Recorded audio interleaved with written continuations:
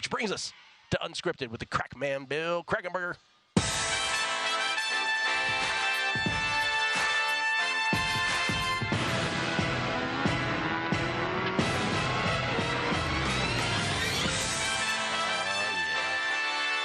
Get better than that. It's unbelievable intro music. I love like if they play the music, they let it go. It's like this little remix here going on in the background. Oh yeah, in the background. Yeah, I'll tell you what. You guys don't realize it because they're in the back of the house. So you have about 4 guys back there in the broom closet. Those guys, are so good. They're guys and amazing. girls. Amazing. No, I mean they never really get to be talked about that much. But I'll tell you, every time I come here, I realize how a couple of them come out. And they're just good people. So I mean, and this is going on for years. So those back of the house people at VSiN. Years, but I would say here at the D, they're in a closet, so they deserve extra credit. No, they do. Yeah. They absolutely do. So I know Christmas bonuses were giant this year and stuff. So I mean, I'm happy. You guys deserve it. So that's all. Sorry. DraftKings. We can have those bets listed. If you could pay LeBron this kind of money, you could pay the VSiN people in the back room closet some money. Kelley, we're going to put up all their bets? Yeah, I'm still working on gathering that list. Oh, my God. Isaiah's still alive. He's got the Niners to win it all. Yes, Isaiah's still alive. They all have futures bets. They all something to do with didn't they come out, the one guy came out and peeked his head out and said something about Medvedev. Reggie had Medvedev to win the Australian Open at 10-1. No, he lost. Oh, my God. He was up 2-0 in the finals, and he lost. Oh, Jesus. It's brutal. Didn't the Joker lose a big match last week? Joker lost in the semis to Sinner, the eventual winner. He won it? What's his name? Yannick Sinner won the whole thing. Oh, okay. I never heard of him. He's that good, though. Oh, he's one of the top 5 players in the world, for sure. Top 4, Yeah, I stopped playing tennis a couple of years ago, so I forget. Yeah. Oh, betting tennis, you mean? No, I used to play. So, what was your strength? The forehand, would you say? Yeah, I kind of just I had a really good serve. Had a lot of weight behind it. Yeah. I can imagine.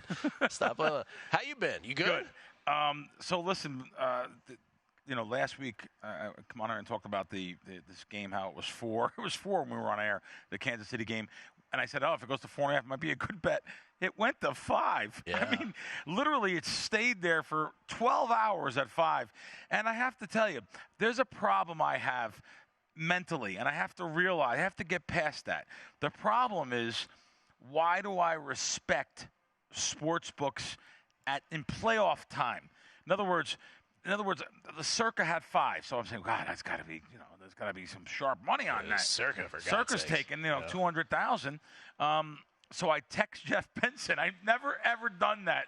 First time ever text him and said, Jeff, you got to let me know what's going on in this game because I have a good position. I needed Baltimore to win for a future, but I really like KC plus 4.5, and now you guys just went to 5. And I'm going to bite. I took some plus 4.5 minus 0.5. However, you went to 5. I'm going to bet it again. And I text Jeff. I said, why? And Jeff's like, that's all we get is sharp money. We're getting sharp money more and more on this game. So I was like, oh, God. So based on that conversation, I bet less. So you cost me money, Benson, but it was my own fault. But I did bet. I took the 5 also. It's also just a friendly reminder that sharp ain't sharp always. Especially playoff time when you have so many, people that are betting these games. The Super Bowl, you have everyone. People that don't bet, housewives, fantasy things. There's box pools everywhere. You have so many people that are betting. It's just, those little $5, $10, $20, $100 bets in volume can move lines, believe it or not. I'm not saying that $100 bet times 100 is not going to move a line, 10 grand, but in volume, there's so much money coming in, and it's just right now it's still pretty early, and the line is 2. It's a solid 2. But when this line opened, people don't realize this line actually opened at 3. It opened at 3. I seen plus 3 minus 20 at 2 different sports books. Then I seen the third one go up for a hair at plus 3 minus a quarter. I actually cost averaged and bet it plus 3 minus 22. I bet it twice. But then I thought I was a genius. It went to 1, and it went to 1 dog 15. I said, I knew it. And then yesterday, again, in the morning, I wake up and there was like 2.5s. And Tuesday. On Tuesday, there was minus 2.5, minus 11, and minus 13. I actually found +3 minus $1.27 again. I was like, oh my God, I just can't believe the money. Yesterday you did? No, Tuesday. Oh, Tuesday. I can't believe how much money is on San Fran. And I know some sharp money did come on because I think RAS released. I think they released San Fran. They did. They did. Yeah. But does that move the line? I guess it did move. Yeah, there's a lot of people that follow them. Does it move? It does. Listen, I know it moves college football, and I know it moves college basketball, and I know it moves NFL during the regular season. But does it move the Super Bowl line? And it did move it a half a point. Yeah. It did move it. It's up to 2. It's a solid 2 now. That's probably where it's going to stay. To me, I just don't see it really going to. It's not. Put it this way: we know it's not going up. It's not going up. The only way it can go is down. I mean, it can't go past 2.5. So there's no way it's going to. It's not going to get to 3, and it's not going to get to pick. It's going to bounce in that. Yeah, it's going to. Yeah. Can we just get back to that point you made? Because I didn't expect this to be PSA day on the show, but I just think what you brought up is interesting because again the sort of fealty to what are the sharp people betting. I say this a lot with models. We've gotten to the point now in sports betting when if someone says they have a model, you don't even have to know them, right? They have no history in the game, but they say they have a model. There's a lot of people out there that are like, oh, he's got a model. Oh, he must be good. Oh my God, he must be smarter than me. You're right about that kind of thing. Yeah. I also a cousin of that is the sharp money thing, right? The model thing is one thing. I think that's a bigger deal where it's like, just don't assume someone knows what they're doing if they have a model. The second thing is, I do think with sharp money, like that needs to be I feel like we almost need to ratchet that back a little for the newer bettor because they immediately hear that, right? And they're like, oh, well, they must know more than I do. Okay, yeah, over a long haul they are, but that doesn't mean there aren't a bunch of games where they're going to be wrong. Right, a large percentage of that, and I just want to push back a little on that, right? Because I think a lot of people get influenced unduly by that. If you trust your own handicapping, don't let that take you off the scent, I guess is what I'm saying. I also think this is one of those few games, in a year or a few sporting events where you can. When you see these large bet reports, right? Like, you don't read into that at all. Of course not. How many times is it somebody in Silicon Valley or something making someone a bet took 6 figures on the coin flip? Yeah. Caesars took $1 million. It was on the front. It was on the front of the New York Post. Caesars, by the way, on this Super Bowl, Caesars took $1 million bet on San Fran. Money line minus $1.20 to win $833,000. It was a giant story. Now, this is going to be the biggest volume bet Super Bowl ever. We're going to crush the old. What is it? 190 million? The old record? I believe so. Yeah, we're going to crush the old record here. Of course, we know that. In Nevada, you're talking. Yeah, in Nevada. Yeah, in Nevada. Yeah, in Nevada. Yeah. Oh yeah. Oh, it'll crush it to nationwide as well. Yeah. I also think it might be the highest rated Super Bowl of all time. This is a great match. It's a great matchup. Absolutely is. Crackman, Bill Krackomberger at Bill Crackman with a K. Name of his podcast is Wisecracks. We'll come back more with Bill, Gill Alexander, Kelley Bydlon, and Bill Krackomberger. We get tweets at Beating the Book. Best listeners in the game. Just want to let everybody know. Once again, we appreciate it. Joseph Frieda, this is at Beating the Book. Enjoyed the podcast as always. I think Mark Meltzer should take Fezzik up on getting the 7 stars card. Auburnist could have used a part of the pod where Gill tells Wishnev to stop talking in some very colorful language like last year, but otherwise a great pod. This is from this morning. NC I-95 Gambler on a numbers game. He says, I have a future on the Chiefs at plus 650 to win the Super Bowl from before the playoffs. Good luck, Gill. At least one of us will win. TWJD, thank you, sir. Good luck to you as well. TWJD, Gill, did the Chiefs beat Baltimore? Did Baltimore beat themselves with a big turnover on the touchdown and the self-inflicted penalties? We went through this on Monday, and I definitely think a bunch of it is the latter, for sure, to your point. The Chiefs didn't score more than 3 points after the 10:56 mark, I believe it was, of the second quarter.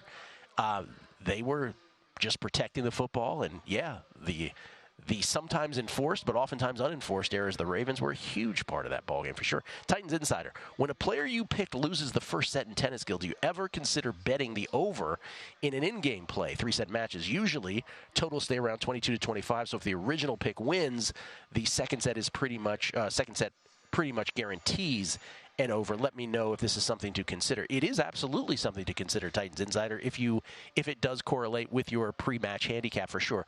I don't do it that often, quite frankly, if I'm being honest, just because there's so many tennis matches I'm watching at one point, but it is absolutely the right frame of mind thinking about that way. Ricky P., I received a fairly large deposit bonus, and I was just curious what the best way to use this was. Any suggestions? Your suggestions on that?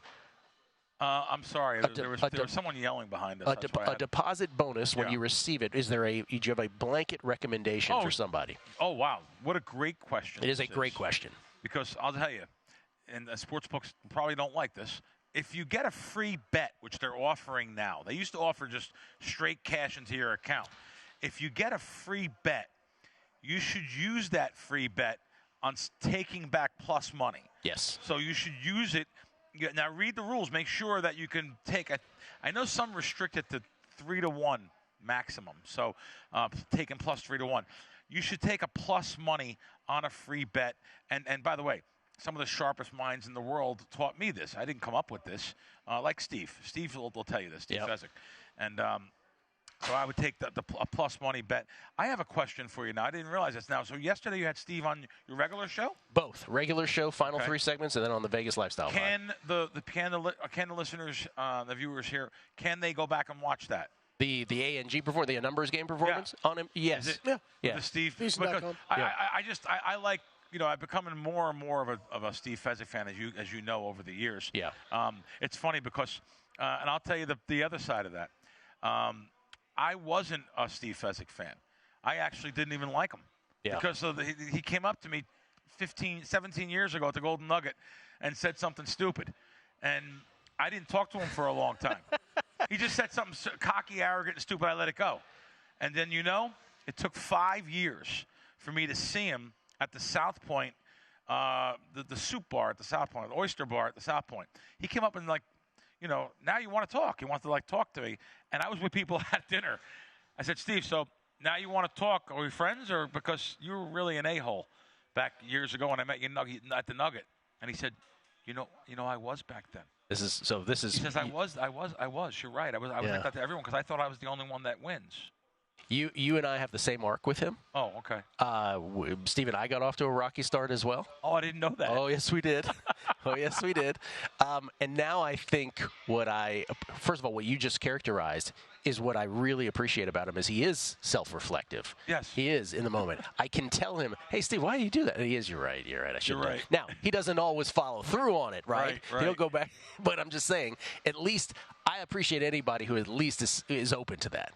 Yeah, no, he and now I'm very close to him, and we've made a lot of money together over the last decade. He's also one of just plain personal relationship. He's one of the best listens you can ever have on a radio. Again, he's on Sharp Money here on this network with Patrick Maher, Amal Shaw, and Dustin Sweetelson, right? Am I pronouncing that correctly? Every day, not every day, every week, Monday. Every Monday on their show, Sharp Money, weekdays here on the network. Patrick has had a relationship with Steve for many years. It is just a fantastic listen every time. You are hard-pressed to not learn something from Steve every time you listen to him, period. And if that's what you get out of that is the topic sentence of any guest, you just got to love that. And I think you do, and we all can stand to learn things from him. And I'm really happy, even though for many years, and I'm probably going to an area where I have to just stop here, but for many years, I was actually betting a lot of the stuff. We were betting a lot of stuff together. And because he was so spread out, bankroll-wise, he had so much money pending. It's every little 1%, 0.5%, 1/8% edge. He would just make that bet and tie up money for 6 months, 5 months, a year. So it literally, he had to come to me, and he'll admit this, and I have to say, this is going to sound funny. I actually wish you didn't win a lot of money now. I wish you needed me more because he has a lot of money now. The thing about even having the most incremental edge, right? Like, and again, this will come off as like it's part criticism, but it's not meant that way. It's just sort of a window into his brain, which is he cannot physically help himself from not trying to exploit whatever edge is in front of him, no matter how incremental it is. That's perfect. That's exactly it. And sometimes I will try to say, and Todd has said this to him before too, it's like sometimes, Steve, like, maybe that incremental edge, maybe it's not the best energy given to it, and also you risk offending, like whatever it is, right? maybe you don't have to do it for it, but he can't help himself. Right, he couldn't help himself. I mean, the first time he came up to me, which on the one hand is kind of like sneaky admirable, right? But on the other hand, it's like, dude, you got to like ratchet it back a little. But he just won some really good money, and he's got a really healthy bankroll. He's got a big nut. You know, people don't realize that, and you know, yet we talked during the break, and I'm going to bring it up now. Yeah, there's still I can't believe the size of the percentage of the gambling space that hates him. Well, so I can't believe this guy only tries to help with things. Even, I mean, people hate me. Okay, I try to, help with responsible gaming, tell you little nuggets. Some people just don't like what he says. Well, let me parse that out, too, if we're being honest, right? And I say this to Steve while he's here, and I hope he appreciates it, because by the way, he's a great example of also, like, before you form an opinion of someone, meet them yourself and interact with them yourself. Like, you should absolutely do that, just in life in general. But okay, now part of that I give him crap about all the time, right? Because he is a different person on Twitter generally than he is in real life, and I'm like, Steve, you can't help yourself. Why are you killing people? Like, not everything needs to be bash people. So in that respect, he absolutely brings part of it on himself, and he will admit it. And by the way, last night, right? Remember he had the big money line on Purdue again. Purdue just barely got by with the win last night. He gave a big money line out. Overtime against Bo Buie and Northwestern. I was like, OT? OT. That's unbelievable. Northwestern had a chance to win in regulation. So on the one hand, there's that. But to your point, yes. Like even yesterday, we had him on for 3 segments. Kelley and I did at the end of this show. He was awesome. We had him on the Vegas Lifestyle Pod. It is amazing to me that there were still a few people, not most, but a few people who are like, I don't like it about it. I was like, wow, you really? What did he do that bothered you about that? Sometimes he comes off wrong, like cocky and arrogant, but he doesn't. That's not really who he is if you know him. No. But unfortunately, there's a percentage of the population that just loves to go against. They love drama. They love to make a scandal. I just think anybody you can learn from. Right? Anybody that, and we're all, by the way, the older we get, we're still always learning in life. Absolutely. Every day of your life, you should be, you're never fully formed. And when it comes to this space, I would argue there is no one better to learn from than him. And, people just don't like successful people in this space. Oh, sure. Because this space, it's not just like an influencer you don't like, big deal. Because they're trying to make money in sports also. They find it so hard to win, and it is hard to win. We only have a couple percent, advantage. So, but most influencers, they show you the best of things. They show you what they're doing, what lines they got. Like I said, I had a +3 on the Super Bowl, and someone may say, well, I don't get a 3. And what do you mean? I'm just saying, I like the money line right now. You could bet +119. I'm looking on my screen. I like the money line right now to bet Kansas City. So I'm not just giving that out, but let me just finish this one point. Yep. Just one thing. It depresses people in the space at home, some people. They want to be haters because they can't be like, well, why isn't my life this good? Of course. Or why am I not on vacation? Or why am I not showing a food review why can't I be there in Las Vegas showing a food review or showing the strip? I got to tell you something. My life is not that glamorous. I'll just tell you right now. It's not. Maybe I'm making it out to be better than it is. Yeah. It's not. Life is just not all about having a few bucks, and it's not. I mean, there's a lot. We have. I like to say I have 5 pounds of stress in a 2-pound bag a lot of the time. Life's just not all about money. I'll just tell you that. So, a little breaking news here. I mentioned this at the top of the show today that I thought that the tea leaves were that Dan Quinn will be the next head coach of the Washington Commanders, and Dan Quinn is, in fact, now the new head coach of the Washington Commanders, the final head coaching vacancy to be filled. This is not the first time Washington has dipped into their arch rivals coordinator pool. Norv Turner, obviously, the most famous example of that in the past. He was the Cowboys' offensive coordinator. Did not have a great 7-year arc with Washington. They're running it back, though, this time with Dan Quinn. Dan Quinn, the former Atlanta Falcons head man, who was their head man when Atlanta was in the Super Bowl and famously lost that 28-3 lead. Dan Quinn, the new head coach of the Washington Commodores. So there you go. 18 text messages just now? No, it's right behind you on the screen. Wow. I just had to look past your head. And there it is. Commanders hiring Dan Quinn as their head coach. So there it is. So Belichick and Vrabel officially iced out. There it is.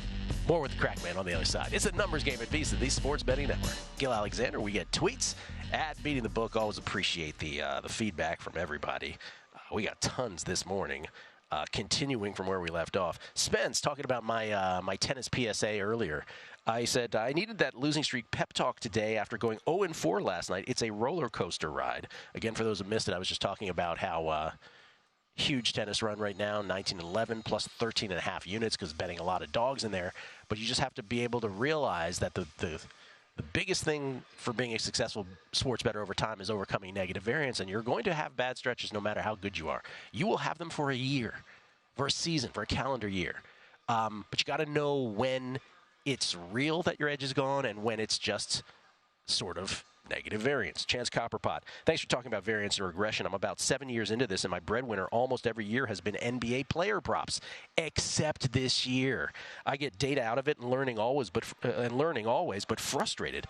Does help to hear it from the vets. Tony Farmer, I haven't listened to the new Megapod yet. I am tonight, but wondering if you touched on the Westgate's International Theater. In my opinion, great way to watch the game. It's free, somehow not packed, free parking, raffle prizes, and there's a bar in the theater. Why pay? We did not mention that. That's unbelievable. Nobody brought it up. It's free? Yeah, I didn't know that. That's unbeliebable. Wow. South Point does that too, right? They open up that showroom, right? Yeah. I think for the Super Bowl. South Point, it's just a free fest. Are they allowed to smoke? Can't talk. Yeah. Can they smoke up there? I hope not. I don't think so. Because then that's a great. It's in the normal show, like the showroom right off the side. Smoke. Yeah, you can't smoke in there. Yeah. I don't know if they charge or not for that. Kane at Cape it's cheap. Kate Browskowski. Speaking of PSAs, there are heads, tails props up -115 for some books both ways. Just bet with your grandma at even money. Don't even support that book on other bets. I'll tell you right now. Don't even play with them at all based on that. Good call. Ryan Hyatt. Just once I'd like my wife to look at me and nod the way Kelley looks at Gill and nods during the Bill 80 VSiN promo. Just once. 3 Jack H 3131. I'm sorry, but Hamlin was dead on the field. Nobody else should be mentioned. Also hoping this new point system lands me Witherspoon, defensive rookie of the year at 70-1. Jimmy Lopez, crank up the Crackman theme music. Sports Pick Magic. Need video of Crack doing the Ray Lewis dance to run along with his intro music, please. I can do that. Can you do that one? We could have that video. Yeah. Gold. Yeah. Gold, I'm telling you. The dog. I was talking to, he's responding to somebody else. I'm sorry. Numbers guys. Did Gill just use fealty in a sentence? Another example of why he's the king of all sports media. Thank you. Trip Tepper. A perfect example of sharp money being dead wrong. The Pac-12 title game. I had very strong conviction on Washington and bet it repeatedly. Definitely. As the line went from +7 up to +10. Even added a few healthy money line sprinkles. It's a great example. Good example. Great example. And finally, Bainbridge Deweese talking about...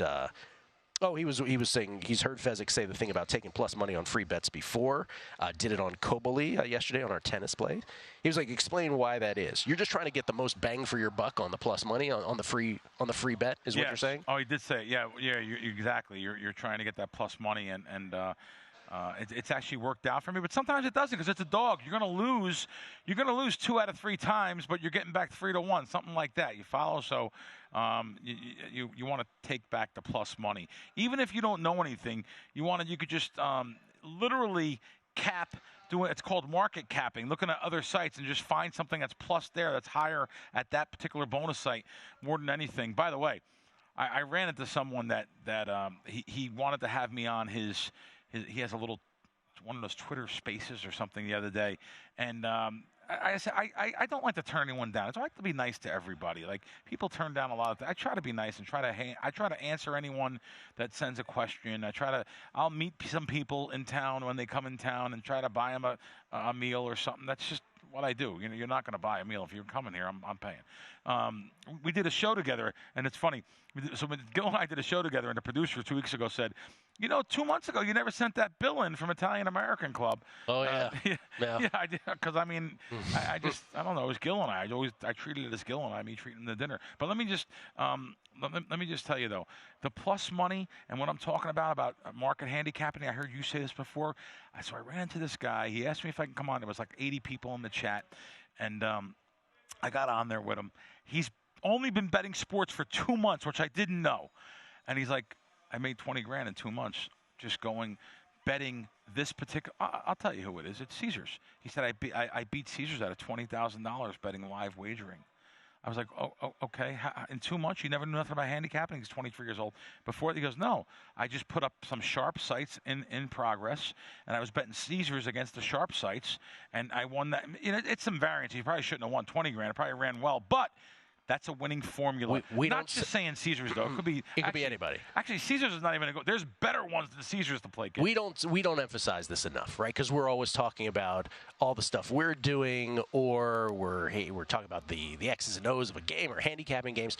The most direct way to be successful, it could be long term, but let's just say in the short term even. The most successful way, even in the short term, to show gains in sports betting is just what you're describing. Wow. Right? Yeah. Just I what you're didn't think of it being the most, but you want to know something? It is. It is. It is. It's just like, okay, just juxtapose one book against other books and just figure out the best of it that way. Right. That is still the most direct route.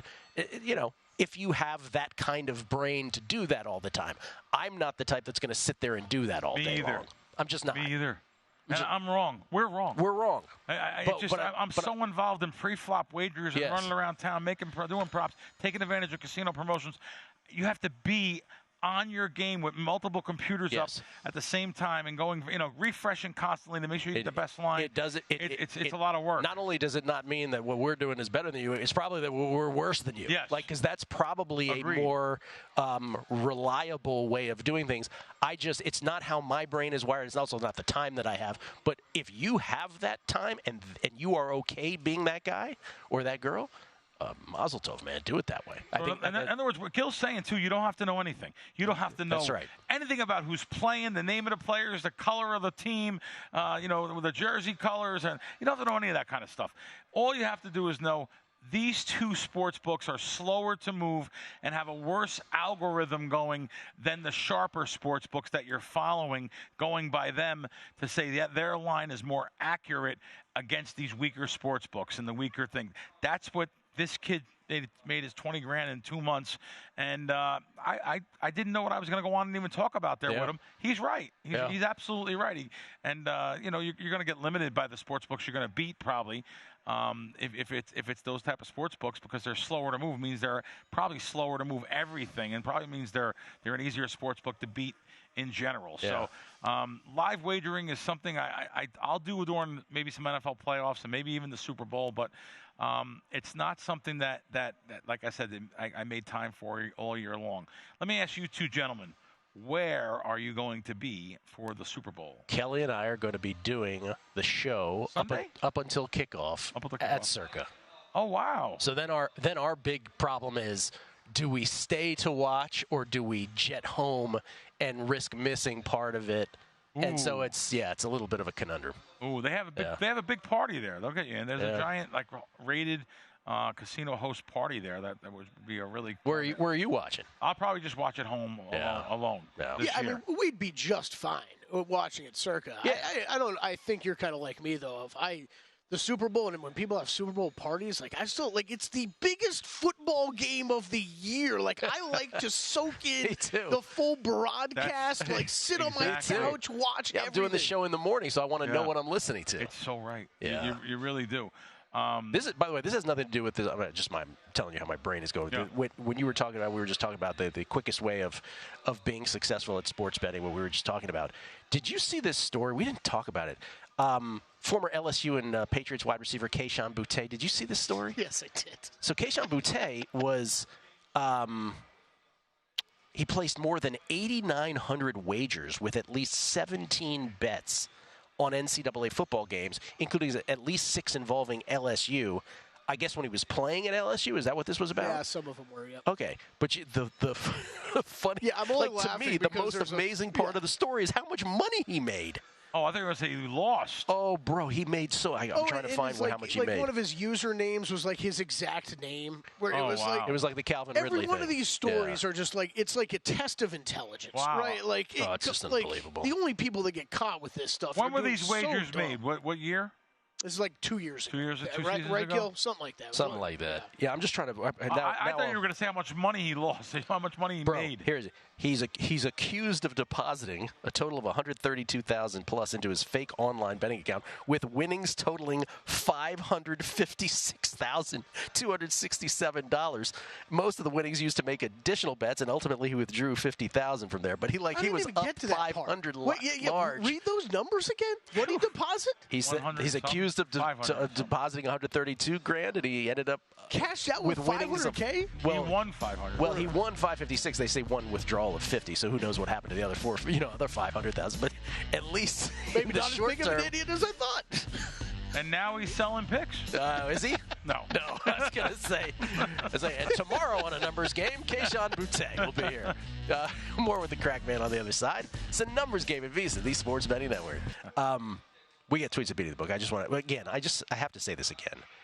This show is so enhanced by the amazing listener feedback. Every subject we talk about, always witty, insightful, and interesting feedback. Trip Tepper on the podcast says, Gill, no need to apologize for the negative topics at the beginning of the Lifestyle Pod. The pod is authentic and a candid snapshot about Vegas. Absolutely. You guys covered the good, the bad, and the ugly. A tremendous listen. Thank you, Trip. That is super nice of you. Shine the Professor chiming in. Professor Shine on what we were talking about with Fezzik. He goes, being an originator or anyone who risks a lot of their own cash is like being a boxer. You have to have big confidence in yourself and believe you're great at what you do, or you're cooked. That confidence can somehow come out as arrogance or negativity towards others. He's right. He's absolutely right. He's been around a long time, that guy. Yep. He's been around a long time. He's from back east, and yeah, he gets a little crazy on me once in a while on Twitter, but I respect him. Shine and I used to have a funky relationship too, but we met each other. Yeah, all good. No, but he's very knowledgeable. We're boys now. Yeah, no. That's right. And you know what? That thinking of your lifestyle, I have to go. I'm going to watch this, by the way. But your lifestyle podcast, you guys were talking about some stuff yesterday. Yeah. Las Vegas Locally was one of my favorite feeds. I don't know if it's a girl or a guy. I don't know who it is. I never met him or her. But yesterday they put up what are the best tips for someone visiting Las Vegas for the Super Bowl this year? Some fantastic responses in there. There's a lot of joking in there too, but there's 300 responses in there.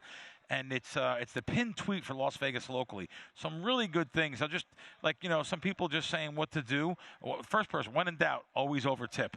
I like that. Just, when you're thinking about what you should tip, just over tip. That's it. Stay away from the strip, someone said.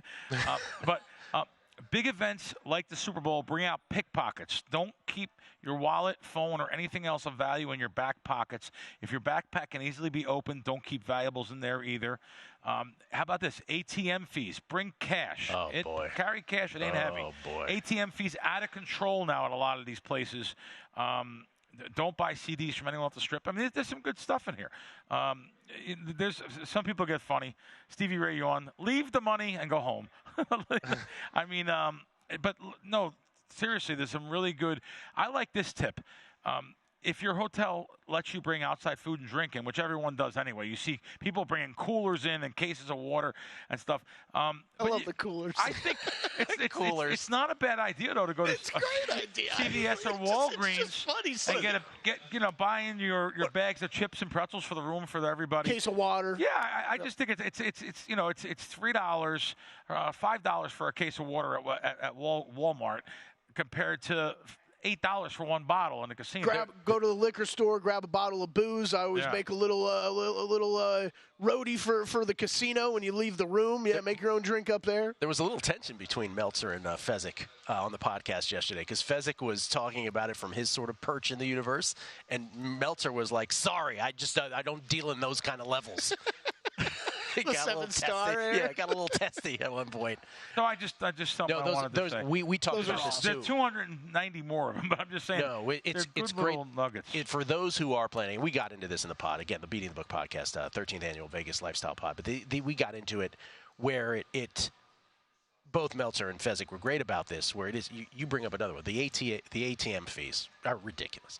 Obviously, from a sports betting standpoint, the biggest thing is, if you're used to betting apps in New Jersey or Illinois or Colorado, wherever you're coming in from, just know, Kelley's laughing already, just know that until a minute ago when we got BetMGM and Caesars, and we're still working those out, I guess. We're becoming looking good, though. But literally in the last 4 days, we have now sort of started to taste what you guys have.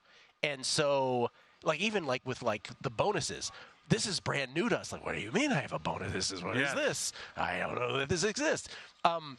So just know that now we have 1 or 2 apps that are going to be sort of up to your level. I wish we could set up. Sorry. Go. No, I mean that's basically the thing. You're not going to get 10 options. Right. I wish we could set up one location for that when everybody comes in town for the Super Bowl, they could go sign up for every app in town. Yes. And then I could just be sitting there with a lawn chair, business. waiting to see what their reactions are like. Yeah. Kelley, did you not last week say, and that maybe Gill, if yours is good now, did you not say last week BetMGM app is the best app? You've had more options on there than anywhere else in town. Anything else in town, that's the best app because they have. Now, like Gill said, we have a couple of apps here that are making us feel like the rest of the country. Yeah. So until the other sports books get to here, the DraftKings of the world get to Las Vegas, the BetMGM has actually taken a step forward then and actually combining their app because they had a Nevada app separately than the world. So now we have the full feature of it, and it's really lots of options. And the Caesars one, you can actually stay on there without getting kicked off every 2 seconds. Awesome. You were worried about. We were going asking our buddy all the time that. Yeah. And finally they've solved that. Eric Biggio. Yeah, that's the breaking news on that front, Bill, from last week. Even Caesars has redone same thing. Now it is the rest of country app that we have availability to. So yeah, it's. Oh wow!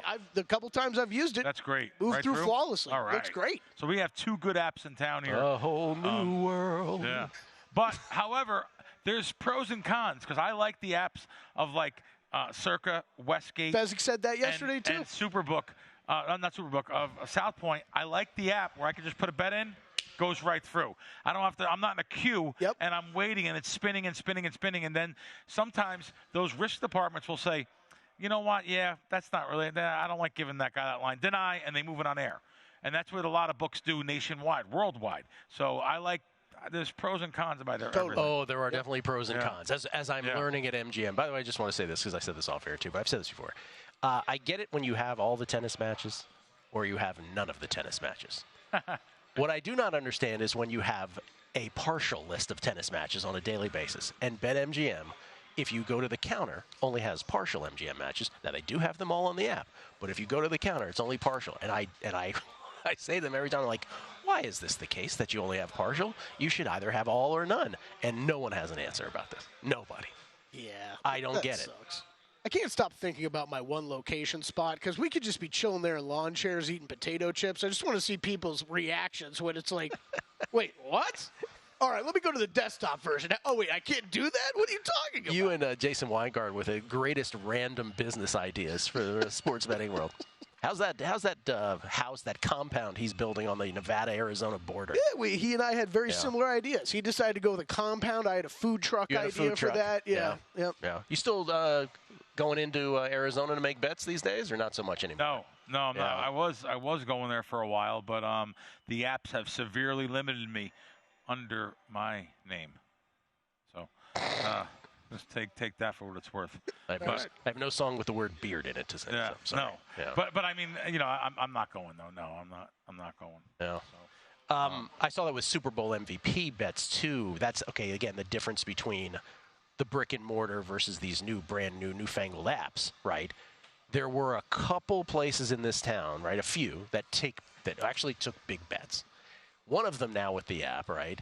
It's sort of like, oh no, here you can only give you this now amount of that. You can rebet it too, right?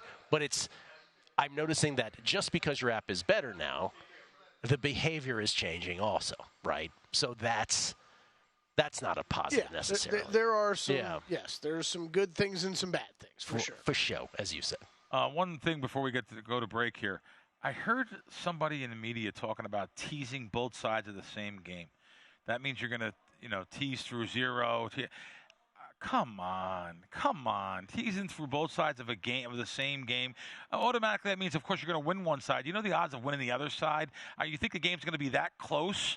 I mean, and maybe if you think that, you should play bets based on that, but not teasing both sides of the same game.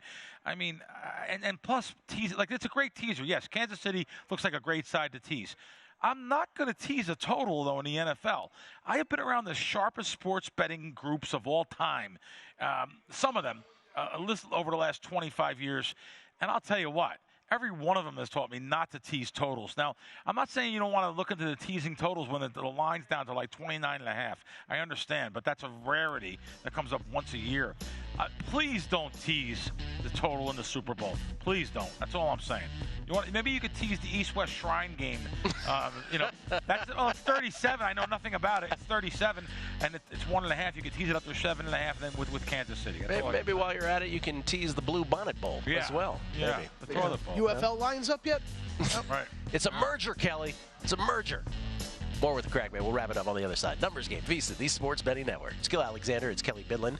It's Bill Krackomberger, Unscripted with the Crackman. I just want to get through a couple more tweets. We get tweets at Beating the Book. Always appreciated. Shine chimes in, and I think this is great insight. The LSU story, the player was the beard. Now it makes more sense. So the account got huge at one point, but he was the beard. That makes sense now. Plus, I don't know. It sort of does. By the amount he withdrew, though, I don't know. Maybe he lost. Maybe he lost in the end. I don't know. He was willing to sacrifice an NFL career over being someone's beard for $50,000. Well, this wasn't like we weren't like commenting on the intelligence of doing this. But Benny Betts says that thing. He says, I think Butte actually lost a lot of money. He withdrew all the money that he had in the account, so it really should be deposits, withdrawals to get his win-loss, and it's a big loss. Let's say this is from. This is also from Stringfellow Hawk. Hey, how about Gill? Great musical knowledge, not knowing Dead & Company on the podcast yesterday. I was floored. Should be a great show at the Sphere. Yeah, apparently after U2, it's Dead & Company. It's not my genre, so I didn't know Dead & Company was like a. Was that the Grateful Dead offshoot? Yeah, it is. It is a company. Yeah, I think it's Bob Weir. I think that's who it is. You shouldn't feel bad. I didn't know that either. It's just the Grateful Dead offshoot. Yes. Yeah, I wasn't a Deadhead either. Stringfellow, I don't feel bad. I don't know. That's not my genre. Oh, so something happened here. Breaking news, as we talked about a couple segments ago, and I feel like because we were going into commercial, we just glossed over it. But I just want to harp upon it once again. Pardon me. That the last coaching vacancy, the last head coaching vacancy in the NFL has been filled. The Washington Commandeers, I believe that's how they call them, they hired Dan Quinn, which I speculated in the first segment of the show. That was the scuttlebutt that was going to happen. That short of getting all their other choices, went by the wayside. That Washington was the last team standing, and so former Dallas defensive coordinator Dan Quinn, who of course was the head man with the Atlanta Falcons during their Super Bowl appearance, the 28-3 lead squandered famously. Dan Quinn, the new head coach of the Washington Taco Holders. Now, I just want to, again, say that none of us know who among these coaches are going to be good, who are going to be bad. Maybe you've formed your opinion about Dan Quinn. The truth is that his record is pretty good. His record, besides the 0-5 that got him fired the pandemic season, right, which made his record, I think, like one game above 500, he's actually a pretty good coach record-wise, 42-37. I don't know if he's going to be any good. I don't know if he's going to be bad, just like I don't know if McDonald with Baltimore yesterday is, or any of the coaches hired. What I do know is that the Commodores ended up with not the guy they wanted. They ended up with like choice 3 or 4. But the most amazing part of this head coaching, vacancy season, if you will, is that Bill Belichick, to a lesser extent Mike Vrabel, neither of these two guys got a job. And in the case of Belichick, let's just take a team like Washington, which is the last team standing, right? So Washington, by definition, was like, oh, my God, everybody got everybody else. And at that point, some people were texting me, like, oh, it's going to be Belichick. I'm like, no, it's not. They have no interest, none, in the 6-time Super Bowl champion. And I am so glad as a Washington guy, because that was the last guy I wanted from the beginning. And again, it's not ageist to say you will be 72 years old when the season starts next year. So it is within the team's right to wonder, how long will you be around? Are you just here to break the all-time wins record, Don Shula's all-time wins record, which would be, 15 more games or something like that? It would not be necessarily a long-term hire. You have to factor that in. You, me, Kelley, and Matt joked on Friday about what a Belichick interview probably sounded like. That didn't go very well in our re-dramatization of the whole thing, or in our dramatization of the whole thing, our reenactment. And so that's the most interesting part about all of this, is that if we had asked anybody, right, if Bill Belichick becomes available right after the season, let's say right before Week 18, to a man, I think everybody would have been like, multiple offers. They're going to be fighting over him. Nope. just the opposite. I mean, they posted odds for what team he'd land on. There were so many that we thought were going to be interested. And I got my tweet deck open here, and I've got my different lists by sports. Okay, so I've got Boston reporters on like every sport. I'm just going to give you the overall consensus for Boston reporters that I've seen. I'm sorry, but you took Dan Quinn over the greatest football coach of all time. That is the Kelley Bydlon reenactment of what's happening with Boston. Well, what the Boston reporters don't get, because they're in their own little bubble, is that we had a better coach than yours. And I mean it. Joe Gibbs was a better coach than Bill Belichick was. And I'm not saying Bill Belichick is not on the Mount Rushmore, but I'm going to say it again. You have to factor in the part where after he had Tom Brady, they kind of sucked.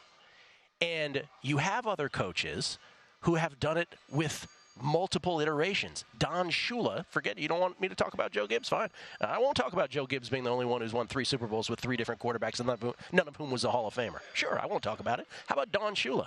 Don Shula did it with Bob Greasy, and he also got to a Super Bowl, for God's sakes, with David Woodley, right? Like, he got to a Super Bowl. He got to a Super Bowl with Dan Marino, which, again, just another quarterback. It's not quite Gibbsian. But I'm just saying they've shown it multiple ways. So is Bill Belichick one of the greatest? He is. But is he the greatest? You can never tell me that. You can never convince me of that. It's just the evidence doesn't support it. So, sorry, Boston reporters. He ain't that great to us. We already had our guy. He doesn't measure up to that guy. So, in the end, yeah, we'll take Dan Quinn because at least he'll be around for a while if it goes well. And I'll just say it again. None of us know if it will with any of these guys. But and I'll tell you this, Washington did not want, if you're giving them truth serum, they didn't want a defensive guy. They wanted an offensive guy to help along with Sam Howell or whoever they're going to draft at number 2 specifically. That's the real thing. You're going to draft a quarterback at number 2. It's either going to be Drake May or Jaden Daniels, let's say, right? If Caleb Williams goes number 1, you ideally would want an offensive mind to do that, but they ended up with choice number 4 or 5, so they ended up with Dan Quinn on the defensive side of the ball. So from Ron Rivera to Dan Quinn, there you go. There you go, DC. Let's go, baby. Can I read a tweet? Yeah, go ahead. Sorry to bother. No. I apologize. No, you didn't. It's your show. I'm just fly on the wall. Yeah. Oh, I'm sorry, Bill. When did you get here? Oh, yeah. I apologize. Yeah. One of our followers, a very loyal guy, is always writing good things, TWJD. Can you answer this on the show? Do you ever see Vegas returning to the old Vegas, excellent comps, cheap food, lower table games? Absolutely, unequivocally no. Why? Let me give you an example. I just seen something that I knew. Nevada casinos won $1.43 billion from gamblers in December. We're a couple months behind in reporting it always. That's the highest win in gaming history in Nevada. Ugh. There's no way we're going to start going backwards and giving things away when the when the town is setting records. Yeah. $1.43 billion in December, when in the old days they would close sections of their casinos in December because they knew it was so slow for deep cleaning section by section by section. We have not only open in December, all the whole casinos, and the rodeos in town, which is a big thing for the town. $1.43 billion. So to answer your question, don't want to burst your bubble, but no, this town will never go back to excellent comps and lower table game limits. Wait till you guys see what happens Super Bowl Saturday and Sunday. You're going to walk through and normally see where games are $10.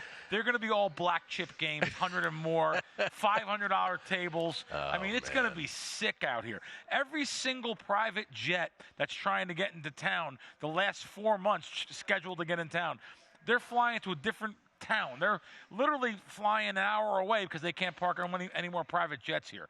This is going to be a sick time of the year, and I want to stay far away from it, the Strip. But we have to go to certain places that, it's amazing. Certain places want you to bet on the app everything. Mm-hmm. Then other ones won't even take prop bets on the app. So there's a lot of legwork involved. Wait, Bill, can I go about that table game thing real quick? Okay, what do you think the lowest minimum is on a blackjack table at the Wynn on the Saturday before the Super Bowl? Great question. 100. You think there'll be $100 tables still available? Okay, all right. No, that's the lowest, I think. No, I know. That's the lowest. There's not going to be no quarters, though. There's no green chip games.